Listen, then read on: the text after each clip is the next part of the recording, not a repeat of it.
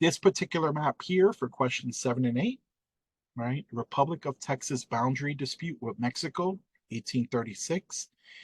Whenever you're looking at these, whether it be a map or a political cartoon, it's very important to pay attention to the words, which we're in, right? Sometimes we tend to just look at the picture overall and we forget that, hey, there's words in there and these words may mean something, especially something like this, right? This is the legend. It's giving you an idea of like, well, what are the little why are the colors different on the map and what they mean. Sometimes the legend is super critical to answering a question. Sometimes it's just there to provide context. But nonetheless, you take a look at this, right? Republic of Texas boundary. Well, boundary is like a border dispute with Mexico. Okay, so the question is, this map could best be used to study the concept of, well, you look at it, the War of 1812, well, that was the last question, right? That was like, the whole impressment of soldiers and the British violating our sovereignty. So that was more on the East Coast.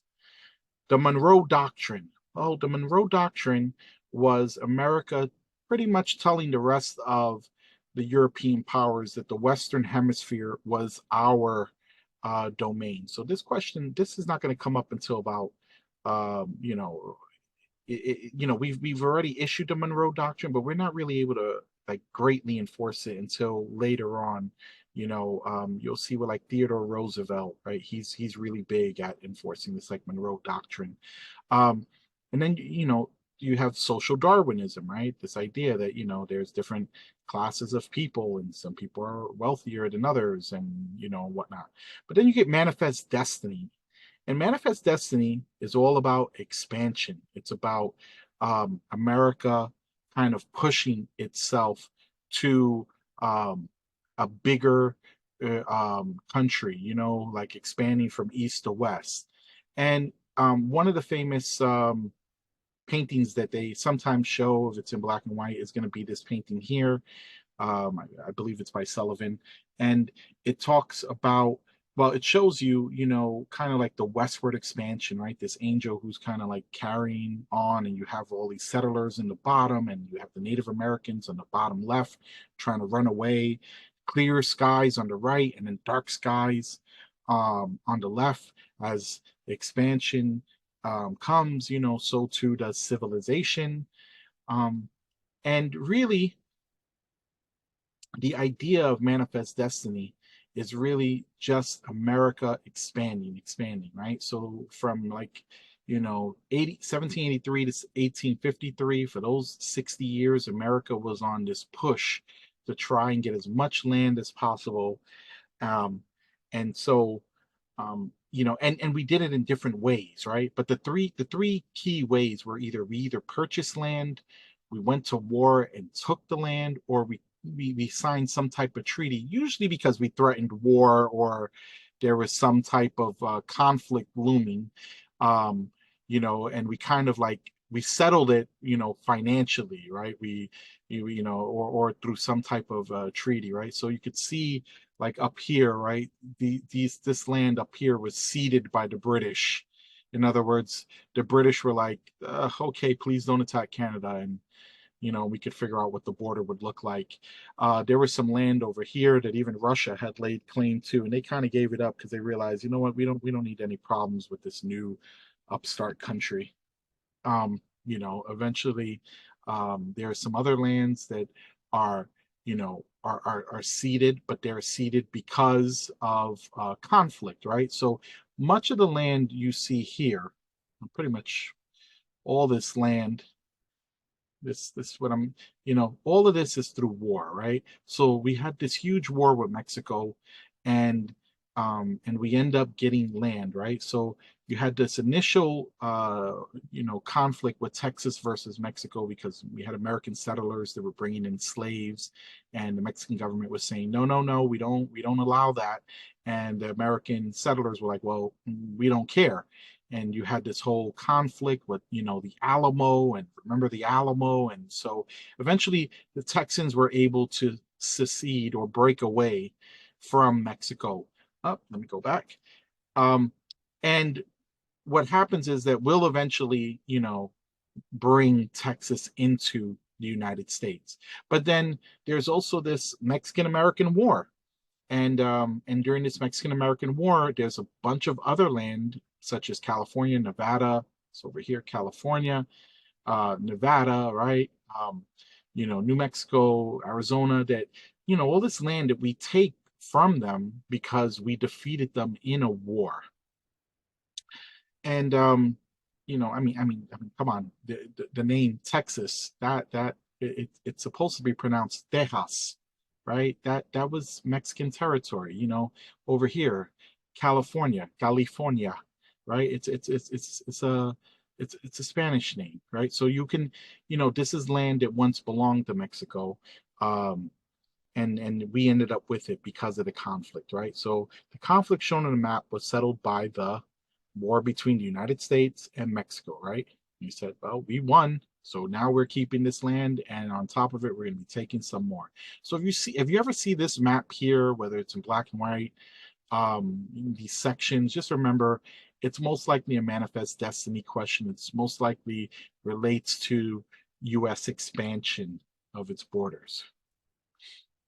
All right.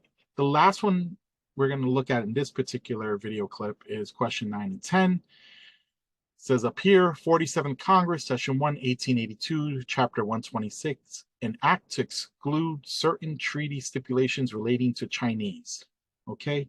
Well, this is all, and then the source is the National Archives, right? So basically the federal government. And if you read through it, it talks about this idea of, Chinese laborers and how, we don't want any more Chinese laborers. Because when you think about immigration, you have a lot of European immigrants coming to the East Coast because that makes sense, right? Europe is closer to the East Coast, right? Like to New York, New Jersey, Pennsylvania, Massachusetts.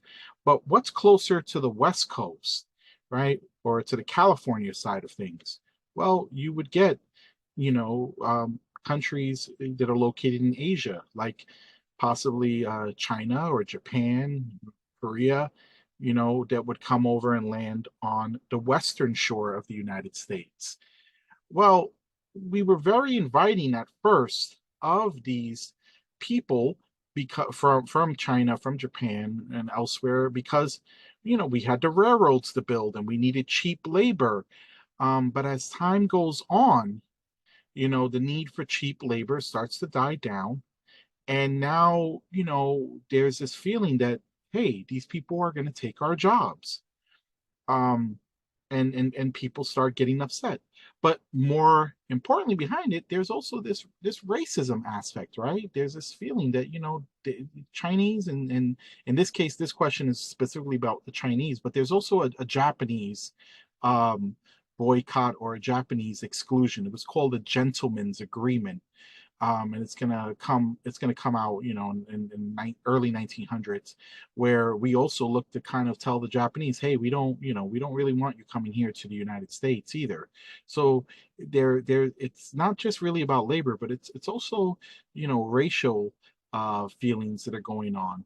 And if you look to the left here, right, you see that there's a required boycott, and then there's this thing called nativism, right? And nativism, they have a good definition that kind of sounds like, clean. Like nativism is the policy of protecting the interests of native-born established inhabitants against those of immigrants.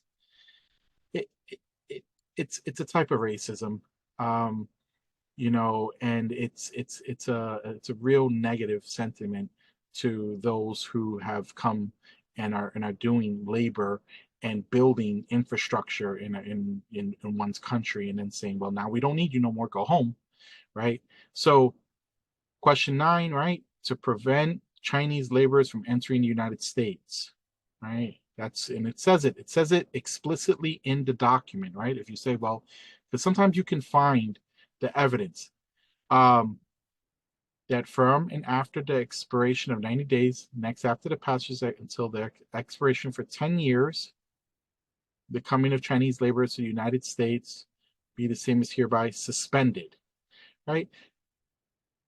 That means that, right?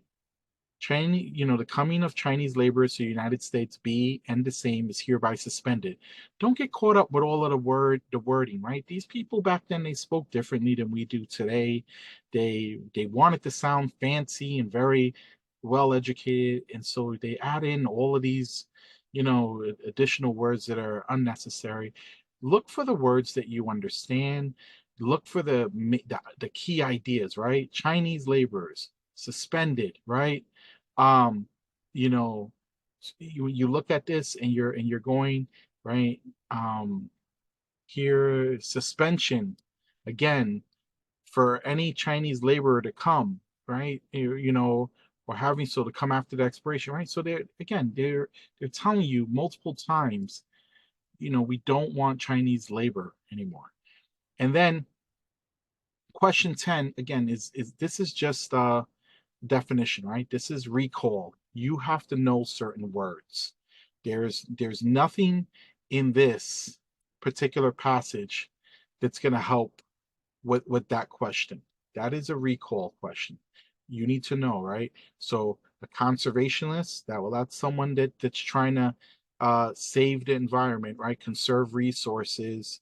An abolitionist, that's someone who's trying to outlaw or end slavery. An industrialist, that's someone who wants to build big businesses and, it's all about industrial revolution, right? And nativist, well, you look at it, you say native. Well, what does that mean? You know, well, in this case, if the laborers are coming from China, they're not native to the United States. So maybe these nativists are not going to be too thrilled with them. And that kind of tracks with all of that. Okay, I hope you found this particular video helpful, and that I will post questions 11 to 20 in another video. All right, thank you.